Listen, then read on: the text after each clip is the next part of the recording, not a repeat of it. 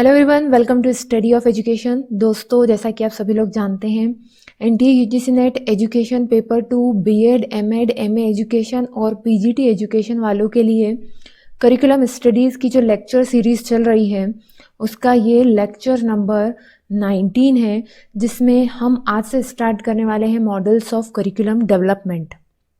दोस्तों, बहुत सारे मॉडल्स हमें दिए होते हैं, पर अभी जो फ़िलहाल हम लोग फॉलो करेंगे वो NTA UGC NET education paper 2 के अकॉर्डिंग करेंगे। उसमें हम लोग 1 बाय 1 ये सभी चीज़ें देखेंगे। सबसे पहले आज आपके साथ डिस्कस करूँगी बेसिक डिवीज़न ऑफ मॉडल्स। ये जो हमारे करिकुलम डेवलपमेंट के जो मॉडल्स हैं, इनको बेसिक 2 कैटेगरीज़ में हम लोग डिवाइड कर सकते हैं। थोड़ा उसके बारे में डिस्कस करेंगे। फिर आज के लेक्चर में हम लोग ट्रेडिशनल मॉडल को देखेंगे। देन आने वाले लेक्चर्स में हम इन सभी मॉडल्स को डिस्कस करेंगे। तो अगर आप एनटीए यूजीसी नेट की तैयारी कर रहे हैं, पेपर 1, एजुकेशन पेपर 2 या इनमें से किसी भी कोर्स में इनरोल्ड हैं या होने वाले हैं, तो चैनल को ज़रूर सब्सक्राइब कीजिएगा। खैर, चलें स्टार्ट करते हैं आगे। दोस्तों, आप लोगों को मैं बताना चाहूँगी जो हमारे मॉडल्स हैं करिकुलम डेवलपमेंट के, मॉडल्स ऑफ करिकुलम डेवलपमेंट, इसको हम बेसिकली 2 पार्ट में डिवाइड कर सकते हैं। ठीक है, जितने भी मॉडल्स हैं उनको हम बेसिकली 2 पार्ट में डिवाइड कर सकते हैं।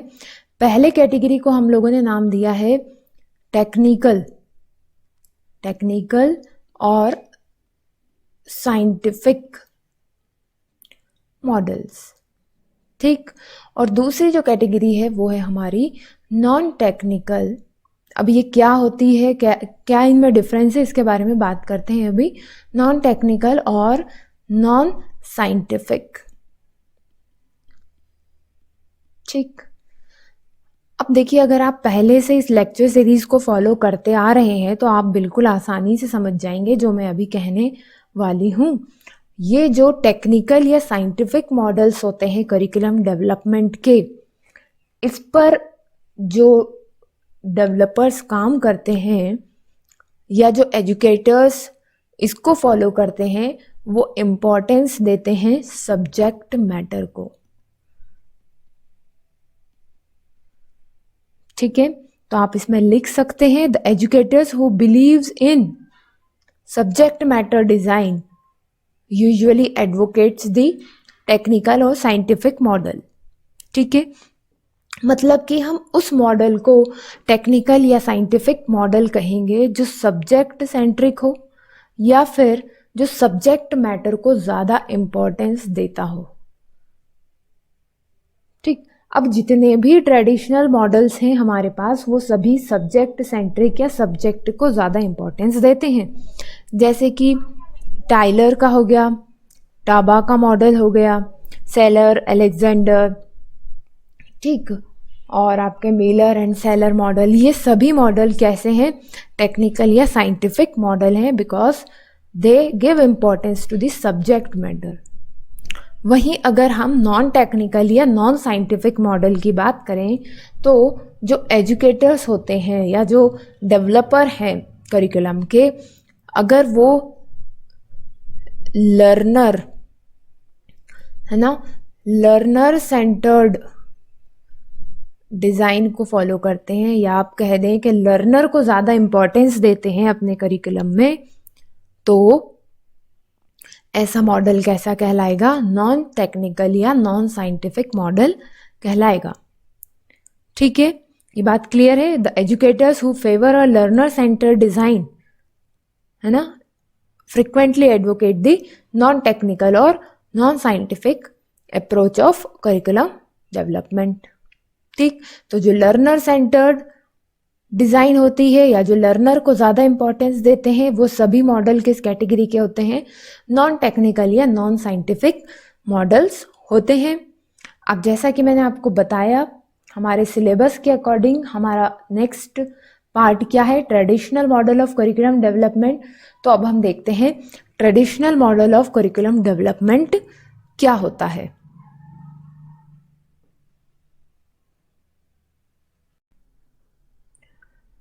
ठीक है, तो सबसे पहला हमारा NTA UGC NET education paper 2 के अकॉर्डिंग जो सिलेबस में मॉडल है वो है traditional model. Traditional model of curriculum development. अब देखिए दोस्तों, ये जो ट्रेडिशनल मॉडल्स हैं, आप जानते भी होंगे ट्रेडिशनली हमारे करिकुलम में किस चीज़ पर सबसे ज़्यादा जोर दिया जाता था, फोकस किया जाता था, किस पे किया जाता था, सब्जेक्ट पर किया जाता था। तो जितने भी ट्रेडिशनल मॉडल होते हैं आप ये समझ लें कि वो सब्जेक्ट सेंट्रिक होते हैं। सब्जेक्ट सेंट्रिक होते हैं, इसका क्या मीनिंग हुआ? इसका मीनिंग ये हुआ कि वो सभी टेक्निकल मॉडल्स हैं या फिर साइंटिफिक मॉडल हैं। ठीक है, ये बात आपको समझ में आ रही क्योंकि पिछली स्लाइड में ही हमने ये देखा था। नाउ अब देखते हैं कि जो ट्रेडिशनल मॉडल है, अगर ये सब्जेक्ट सेंट्रिक भी है तो इनका दूसरा नाम क्या हो सकता है? इनका दूसरा नाम हो सकता है subject centred model. Subject centred model हो सकता है, या फिर क्या हो सकता है? इनका दूसरा नाम हो सकता है नॉलेज सेंटर्ड मॉडल। तीनों एक ही बात है। ठीक है, अब सबसे पहला ऐसा मॉडल जो दुनिया के सामने आया वो कौन लेकर के आए?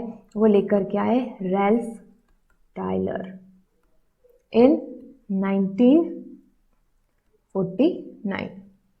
ठीक है, तो सबसे पहली जो ट्रेडिशनल मॉडल की जो खास बात हो गई, इसका कैरेक्टरिस्टिक क्या हो गया कि ट्रेडिशनल मॉडल जो होते हैं वो सब्जेक्ट सेंट्रिक होते हैं। ठीक है, फिर रैल्फ टायलर जो लेकर के आए, उन्होंने ये बोला कि भाई अगर आप अपने लिए करिकुलम डेवलपमेंट कर रहे हैं, कोई ऑर्गेनाइजेशन करिकुलम डेवलपमेंट कर रही है, तो उस ऑर्गेनाइजेशन को अपने आप से 4 फंडामेंटल क्वेश्चंस पूछने हैं। ठीक है, 4 फंडामेंटल क्वेश्चंस पूछने हैं, और ये 4 क्वेश्चंस के जब आप आंसर्स देंगे तो आपको अपने करिकुलम की जो स्टेप्स हैं या आपका करिकुलम आपको बनता हुआ सा नज़र आएगा। ठीक है, सिर्फ इन 4 फंडामेंटल क्वेश्चंस को देने के बाद। ये कौन से फंडामेंटल क्वेश्चंस थे? सबसे पहला क्वेश्चन था what educational purpose should the school seek to attend. कौन से एजुकेशनल पर्पस हैं? What educational purpose?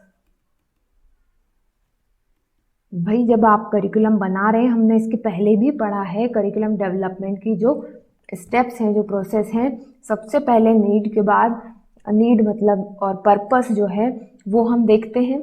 ठीक, फिर दूसरा ये बोल रहे हैं, पहला इसका आंसर दीजिए, आपको ऑब्जेक्टिव्स मिल जाएंगे अपने, क्यों बनाना चाह रहे हैं आप।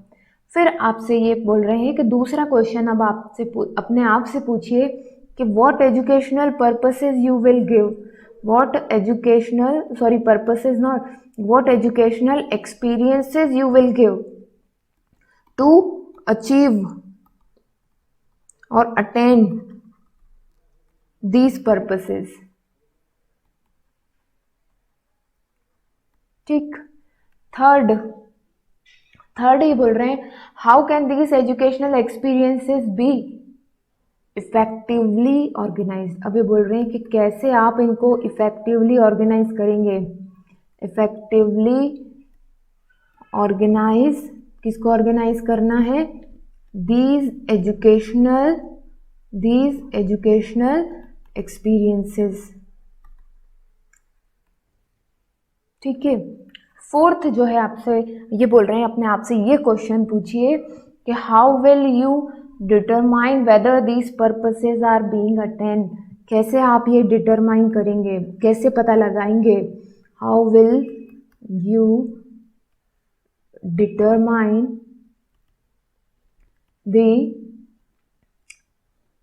Attainment of these purposes. ठीक है, तो ये बात हो गई, यहाँ पर ये इवेल्युएशन हो जाएगा, यहाँ पर लर्निंग जो आपके कंटेंट है, जो आपके लर्निंग एक्सपीरियंसेस है, उनका ऑर्गेनाइजेशन हो जाएगा। तो इस तरीके से 4 स्टेप्स में जो है आपको आपका करिकुलम बनता हुआ नज़र आएगा। ये किसने बोला है? ये बोला है रैल्फ टायलर ने। और क्या खास बात हो जाती है, की कैरेक्टरिस्टिक्स क्या है आपके जो ट्रेडिशनल मॉडल है उसकी बात कर रहे हैं। क्या की कैरेक्टरिस्टिक है? एक तो ये सब्जेक्ट सेंट्रिक हो गया, ये 4 बातें, 4 फंडामेंटल क्वेश्चन हमें मिले। तीसरी जो हम इसमें इम्पॉर्टेंट बात देखते हैं वो ये है कि role of teacher is very important and authoritative. Role of teacher is important and role कैसा है उसका, अथॉरिटेटिव।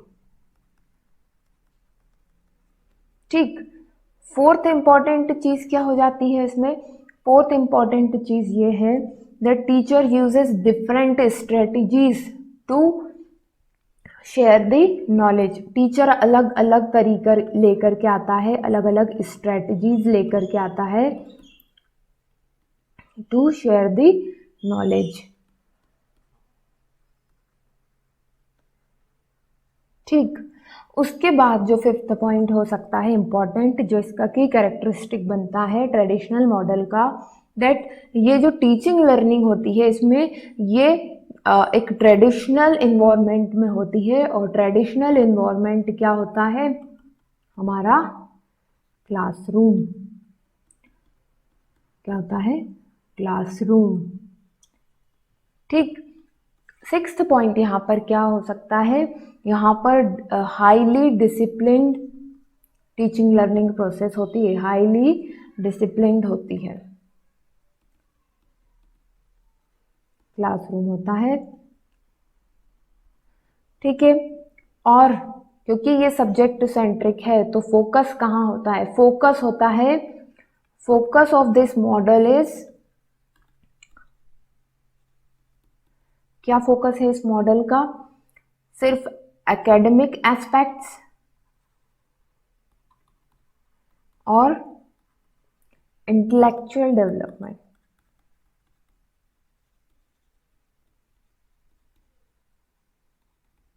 ठीक है, एट्थ इंपॉर्टेंट पॉइंट यहाँ पर क्या हो सकता है, इस तरीके के मॉडल में सिर्फ प्रैक्टिस ऑफ स्किल्स पर ज़्यादा जोर रहता है, प्रैक्टिस ड्रिल और प्रैक्टिस पर ज़्यादा जोर रहता है, प्रैक्टिस ऑफ स्किल्स और कह सकते हैं आप स्पेसिफिक स्किल्स।